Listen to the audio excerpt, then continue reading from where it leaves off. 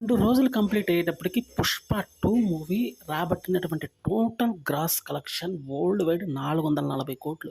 Official లెక్కలైతే ఇంకా రాలేదు. కానీ హిందీ నుంచి వస్తున్నటువంటి రిపోర్ట్స్ ఈ విషయాన్ని ఘంటాపథంగా చెప్తున్నాయి. టోటల్ ఇండియన్ వైడ్ మూవీ సృష్టిస్తున్నటువంటి ప్రభంజనం ఆషామాషీగా లేదు.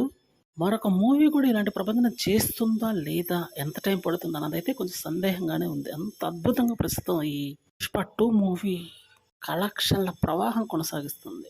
క్రిటిక్స్ సైతం ఈ మూవీని మెచ్చుకోక తప్పనటువంటి పరిస్థితి. ఎందుకంటే అల్లు అర్జున్ యొక్క పర్ఫార్మెన్స్ మూవీలో పీక్ స్టేజ్‌లో ఉంది.